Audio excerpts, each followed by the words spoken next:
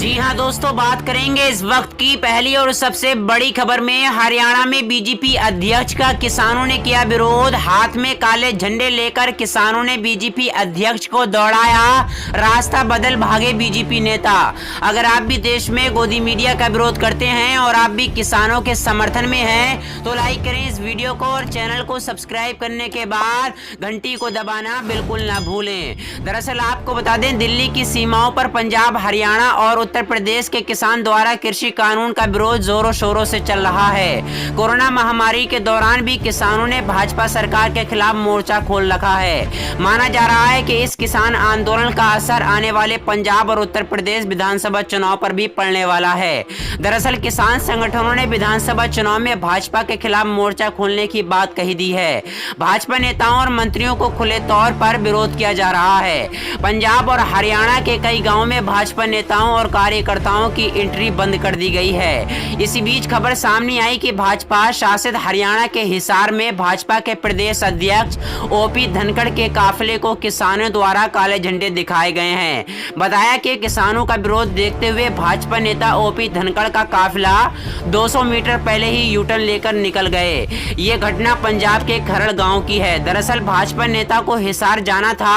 उन्होंने Hansi Hisar national highway के बजाय हांसी खरड़ मैयड़ होते हुए जाने का विचार बनाया। जब इसकी भनक गांव के किसानों को पड़ी तो किसान वहां पर इकट्ठे हो गए। न्यूज़ 24 न्यूज़ चैनल की इसकी एक वीडियो के अपने अधिकतर ट्विटर पर शेयर की है।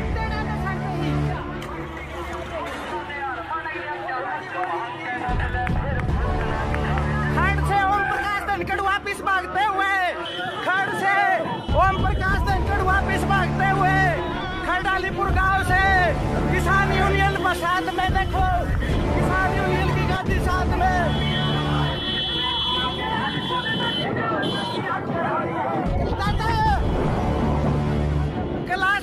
कैलाश मलिक ने गाड़ी पीछे ला दी।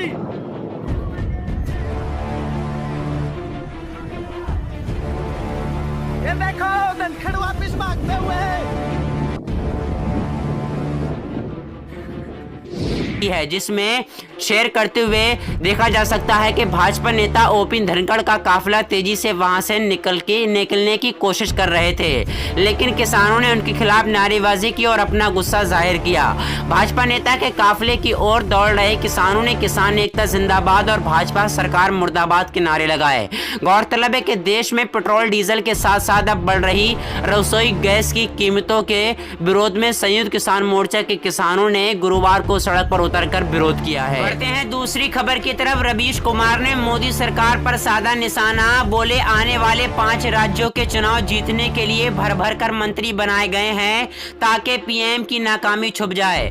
दरअसल आपको बता दें, रवीश कुमार ने लिखा ये एक सूत्र वाक्य है जिससे पूरे मंत्रिमंडल विस्तार की कथा समाहित है। जो भी जहां से दिखा राज्य मंत्री विस्तार योजना में शामिल कर लिया गया है, तभी तो 36 नए मंत्री बने हैं, जिनमें से ज्यादातर राज्य मंत्री बनाए गए हैं। कुछ पुराने राज्य मंत्रियों को बर्खास्त कर दिया गया है। राज्य मंत्रियों की संख्या के कारण ही मोदी मंत्रिमंडल के सदस्यों की संख्या 54 से बढ़कर 78 होती है। इसलिए मैं इसे प्रधानमंत्री राज्य मंत्री विस्तार योजना कह रहा हूं। मोदी दौर में पहली बार मंत्रिमंडल का आकार इतना बना है जो किसी मजबूत प्रधानमंत्री का कम मजबूर प्रधानमंत्री से ज्यादा लगता है। मजबूरी इस अर्थ में कि मार्च, अप्रैल और मई के महीने में लाखों भारतीयों की मौत जिस तरह से हुई, उसके कई कारण सरकार की वजह से भी हैं। इसके कारण दुनिया भर में भारत की छवि अच्छी नहीं रही। प्रधानमंत्री नरेंद्र मोदी के बारे में हर बड़े अखबार में लिखा गया कि ये झूठ बोलते हैं, जनता को मारने के हालात पर छोड़ चुनाव में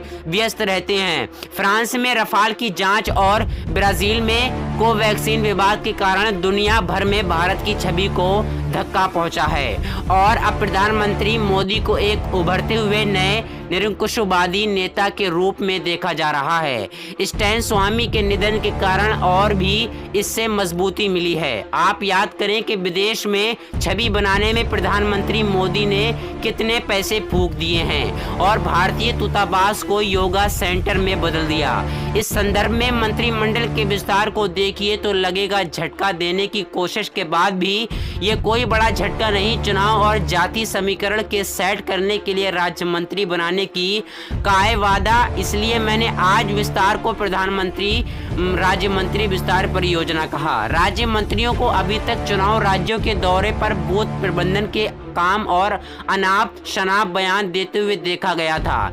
किसी ने आज तक इस बात का मूल्यांकन नहीं किया कि मोदी और दौर में राज्य मंत्री मंत्रालय में कितने दिन रात रहते हैं, चुनाव क्षेत्र में प्रतिबंध हेतु मंत्रालय के बाहर कितने दिन रहते हैं। आज थोका मात्र में राज्य मंत्रियों की शपथ लेने को बड़ी रणनीति के रूप में पेश किया जा रहा है। अभी तक राज्य मंत्रियों का काम मंत्री बनने के बाद अपने अपने राज्यों को अखबारों में छपने और अपनी जाति के समीकरण के सेट करने का ही रहा। आज बर्खास्त किए गए राज्य मंत्री बाबुल सुप्रियो के ट्वीट से देख सकते हैं कि हालांकि उन्होंने प्रधानमंत्री को मौका देने के लिए धन्यवाद तो दिया, लेकिन उन्होंने ये भी लिखा कि बंगाल चुनाव में अपने इलाके में पार्टी के गढ़ को संभाल रहे हैं। ये भी ताना मार दिया कि इतने दिन मंत्री रहा और मुझे गर्व है कि भ्रष्टाचार के किस दाग के बगैर बाहर आए। बाबुल सुप्रियो बोले, सजन है, उन्हें नहीं पता कि सरकार को फंसाने के लिए भ्रष्टाचार की जरूरत नहीं। अगर उन्हें इतना यकीन है तो एक बार पार्टी बदल लें। ईडी से लेकर सीबीआई जांच तक मिनट में साबित कर देंगे, लेकिन बाबुल सुप्रियो से कष्ट कोई नहीं और गोदी मीडिया 10 मिनट में ये फैसला भी सुना देगा। खैर, कहने का मतलब है कि बाबुल सुप्रियो का ट्वीट बता रहा है कि राज्य मंत्री किस लिए बनाए जाते हैं। बढ़ते हैं तीसरी खबर की तरफ। यूपी ब्लॉक प्रमुख चुनाव, भाजपा उम्मीदवारों के पति ने बीडीसी सदस्य के जेठ को बंदूक से पीटकर हत्या कर दी।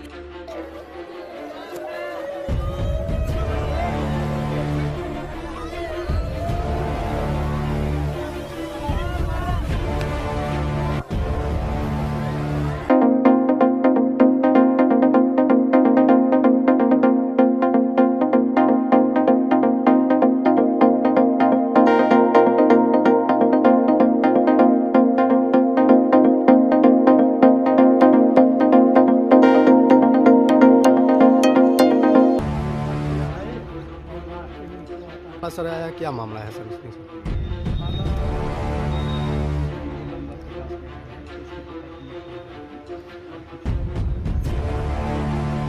दरअसल आपको बता दें, उत्तर प्रदेश में ब्लॉक प्रमुख चुनाव से जुड़े विवाद थमने का नाम नहीं ले रहे हैं। अब बहराइच में महिला बीडीसी के अपहरण के विरोध करने पर जेठ की बंदूक से पीटकर हत्या करने का मामला सामने आया है। घटना के बाद गांव में हड़कंप मच गया है। मीडिया रिपोर्ट्स के अनुसार मुख्य आरोपी भारतीय जनता पार्टी के प्रत्याशी के पति को बताया जा रहा है। ये घटना उस वक्त के साथ नगर भी मौजूद था। तमाम हंगामे के बीच पुलिस मौके पर पहुंची और शव को कब्जे में लेकर पोस्टमार्टम के लिए भेज दिया गया है। दरअसल आपको बता दें, प्राप्त जानकारी के अनुसार बहराइच जिले के दीनापुर गांव में देर रात सहित महिला बीडीसी सदस्य का अपहरण करने की कोशिश की गई। बीडीसी सदस्य के साथ हो रही जोर शोर से आजमाइश के वक्त जेठ पहुंच गया और बदमाशी का विरोध करने लगा, जिसके चलते उनकी हत्या कर दी गई। बहराइच पुलिस के अनुसार 8 और 9 जुलाई की रात करीब 2 बजे खेरी घाट के दीनापुर क्षेत्र में पंचायत सदस्य यदुराई देवी के घर पर ब्लॉक उम्मीदवार के पति सुधीर यजसेनी पहुंचे और महराई के साथ मारपीट की। सुधीर के साथ उनके साथी भी थे, जिसमें मयाराम की मौत हो गई। परिजनों की शिकायत के आधार पर मामला दर्ज कर लिया गया है। पुलिस के अनुसार एक नामजद आरोपी गिरफ्तार कर लिया गया है। पुलिस ने एक ट्वीट कर माध्यम से बताया कि एसपी ने पीड़ित परिवार से मुलाकात की और आगे के लिए निर्देश जारी किए हैं। दरअसल आपको बता दें, आपकी जानकारी के लिए बता दें कि उत्तर प्रदेश के 75 जिलों के 825 ब्लॉक में गुरुवार को क्षेत्र पंचायत प्रमुख के चुनाव के लिए नामांकन प्रक्रिया हुई। इस दौरान कई जिलों में जोरदार झड़प और उम्मीदवारों के सामने आमना सामना हुआ। आने की जानकारी के सामने आई कि लखीमपुर खीरी में जहां एक सपा प्रत्याशी संग बदसलूकी का वीडियो सामने आया, जो आपने देखा भी होगा, वहीं दूसरी तरफ सीतापुर में झड़प के चलते एक शख्स के घायल होने की जानकारी सामने आई। इसके अलावा कन्नौज, एटा, गोरखपुर और बदायूं में भी राजनीतिक दलों द्वारा समर्थित उम्मीदवारों के समर्थकों के बीच तना और धक्का मुक्की का मामला सामने आया और खबरें सामने आई। कई प्रत्याशियों ने आरोप लगाया है कि पुलिस और अधिकारियों के सामने ही गैर बीजेपी उम्मीदवारों के नामांकन फाड़ दिए गए हैं। ऐसे खबरें सामने आ रही उत्तर प्रदेश से यूपी ब्लॉक प्रमुख चुनाव को लेकर। तो दोस्तों, आप लोगों की क्या राय इस खबर को लेकर? आप अपनी राय वीडियो के नीचे कमेंट बॉक्स में बताना बिल्कुल ना भूलें। उम्मीद करते हैं आपको ये वीडियो पसंद आई होगी। वीडियो पसंद आए वीडियो को लाइक करें और हमारे चैनल RM वर्ल्ड को सब्सक्राइब करने के बाद बराबर में नोटिफिकेशन बेल को ज़रूर दबा दें ताकि मैं कोई भी खबर आप तक पहुँचाऊँ तो सबसे पहले उसका नोटिफिकेशन आपको मिले। तो मिलते हैं नेक्स्ट वीडियो के साथ। ओके बाय, जय हिंद।